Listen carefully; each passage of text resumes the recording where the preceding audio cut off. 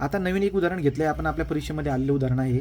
F bar दिलं आपल्याला x y plus y square i cap plus x square जे cap या पद्धतीने फंक्शन दिलेलं आहे. आणि म्हणतात काय बरं का, the work done is the, असं म्हणतात, क्वेश्चन विचारतात, is the work done along the y is equal to x and y is equal to x square from the common starting point 0 0 to the common ठीक आहे point 1 1 the same or different. म्हणजे यांना म्हणायचं काय माहिती आहे का, की दिलेले जे फंक्शन आहे त्याला जर का आपण y is equal to x या लाईनवरती काम करायला गेलो आणि y is equal to x square या लाईनवरती आपण काम करायला गेलो तर दोघांवरती काम सारखं होतं का, हे आपल्याला त्यांनी विचारलेलं आहे.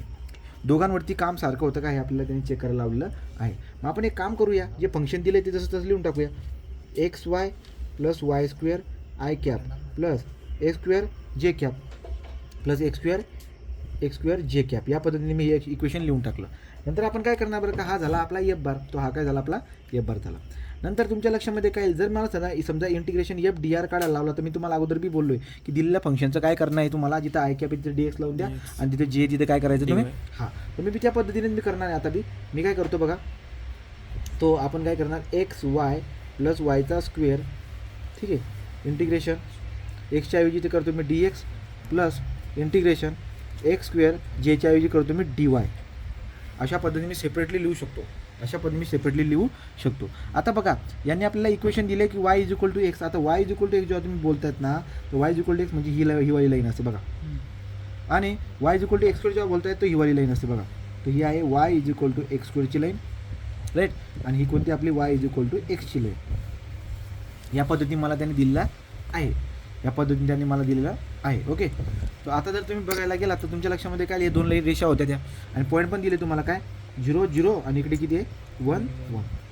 आता तुम्ही काय कसं काम करायचं, याला नाव देऊन टाका. समजा ओ एन हा ए, तर आपण ओ कडून ए कडे जाऊया. मग आता मी काय करणार की फॉर ओ टू ए, मला ओ कडून ए कडे जायचं आहे. तर ओ कडून ए कडे जेव्हा मी जाणार तर तुमच्या लक्षामध्ये काय येईल बरं का, इक्वेशन काय दिले तुम्हाला, ओ कडून यायचं y is equal to x square equation दिले.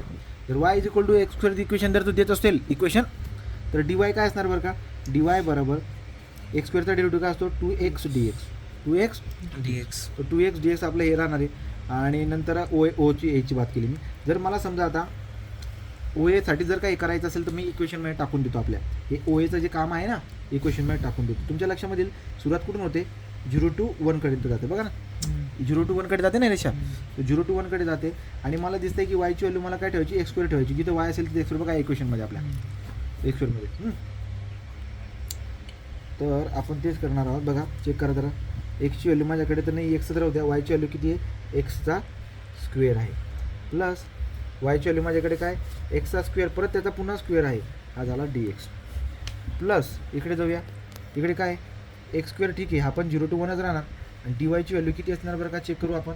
Y is equal to x square असणार, तर इथं डी वायची व्हॅल्यू किती असणार 2x dx. इथे लिहिले बघा मी डी वायची व्हॅल्यू, तर किती आहे, ही आहे 2x dx. मी काय केलं लक्षामध्ये घ्या, हे जे पण आपलं इक्वेशन आहे त्याच्यामध्ये मला ज्या गोष्टी दिलेल्या आहेत त्या मी पुट करतोय. मला माहिती आहे की जेव्हा मी या रेषेच्या अलॉंग चालणार तेव्हा y is equal to x square त्याचा इक्वेशन असणार, तो d y is equal to 2x dx असणार. तर मी या इक्वेशनमध्ये जेव्हा व्हॅल्यू टाकायला जातोय तर एक्सबद्दल जसं जसं होते आपण वायची व्हॅल्यू एक्स स्क्वेअर आहे म्हणून मी ती पुट केली. परत वायची व्हॅल्यू एक्स स्क्वेअर आहे म्हणून त्याचा स्क्वेअर करून मी लिहितोय.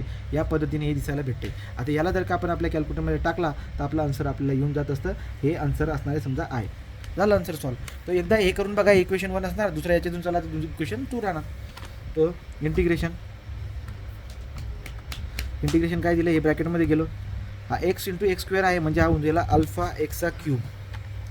पुढे काय प्लस इथे हे alpha x raise to 4, alpha x raise to power 4. पुढे गेलो मी, आता इथे काय बरं का आपल्याकडे 0 to 1 आहे.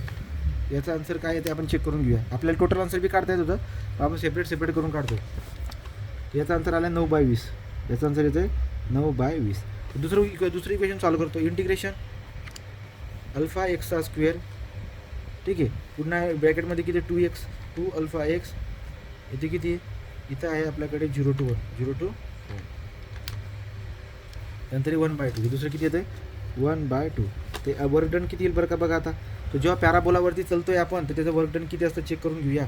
9/20 प्लस 1/2 1/2 हे आहे 19/20. हे किती आहे 19/20. 19/20 हे आन्सर आपला आला आयचं. नंतर ओ टू ए या करूकडे गेलो. जेव्हा आपण ओ टू ए करूकडे गेलो तर वर्क डन किती झालं 19/20. आता आपण ए कडून ओ कडे जाऊ. नाव ओ कडून ए कडे गेलो, आता ए कडून ओ, हा होता आपला O2A. ओ टू ए. आता आपण जाणार ए two O. Now A to A म्हणजे स्ट्रेट लाईन. कोणती लाईन ही? Straight line. मग तुम्हीच सांगा मला की जर का स्ट्रेट लाईन आहे तिथे इक्वेशन काय? Y is equal to x आहे, म्हणून डी वाय बरोबर काय आहे? डी एक्स आहे. डी वाय बरोबर काय? D x. आणि लिमिट कुठून धावतायत बघा 1 to 0. लिमिट काय धावतायत? 1 to 0. तर तुमच्याकडे जे फंक्शन दिले त्यांनी काय फंक्शन दिले बघा? एक्स वाय प्लस वायचा square d x plus integration x square d y. तर तुम्हाला काय करणे, जिथे जिथे वाय असेल तिथे एक्स टाकणे. एक्स जिथे वाय आहे तिथे काय टाका? एक्स प्लस वाय म्हणजे काय? एक्सचा स्क्वेअर डी एक्स. आणि इकडे आहे तुमच्याकडे 1 to 0 plus integration x square d वायची व्हॅल्यू किती? D x. हे तुम्ही जर का समजा तुमच्या कॅल्क्युलेटरमध्ये टाकलं, तुमच्याकडे कॅल्क्युलेटर असतं ना, त्याच्यात तुमचं आन्सर किती आहे? वाय इज इक्वल टू किती बघा? एक्स स्क्वेअर एक्सवर. त्याचं पहिल्याचं आन्सर किती चेक करा. त्याने आपल्याला विचारलं आहे की समजा तुम्ही ज्या लाईनच्या अलॉंग जातात ना तेव्हा काम होतं किती. मग आता आपण करूच्या अलॉंग गेलो, उत्तर एवढं आलं. आता लाईनच्या अलॉंग चालणार तेव्हा उत्तर किती येईल बघा? आता कधी काढायचं? सारखं आहे का तर वेगळं आहे? -2/3. किती आलं आन्सर? -2/3. सगळ्यांचं आन्सर का? हा, पहिल्याचं. yes, yes, हा. -2/3 आन्सर येते पहिल्याचं. दुसरं काढा. एक्स स्क्वेअरला फक्त एक्स स्क्वेअर फक्त.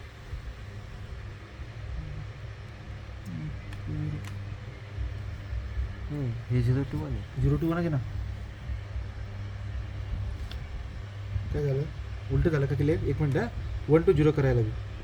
1 to 0 असेल ना? बरोबर आहे ना, वर 0. 1 to 0 करा. किती आन्सर येते? -1/3. मायनस 1/3. 1/3. हां, तो -1/3 याचा अर्थ काय झाला? हे झाले -3/3 म्हणजे -1. याचा अर्थ असा आहे की इथं जे वर्कडन होते ते -1 होते, इथं वर्कडन जे होते ते 19/20 होतं. देअरफॉर हे दोघं काही काम सारखे नाही आहेत. ते दोघं काही काम सारखे नाहीत. जर प्रूव्ह करून दाखवायचं की I1 is not equal to I2, the work done along the curve or work done along the straight line is not same. Is not same. या पद्धतीने आपल्याला लिहिता येईल ते. वाच करा.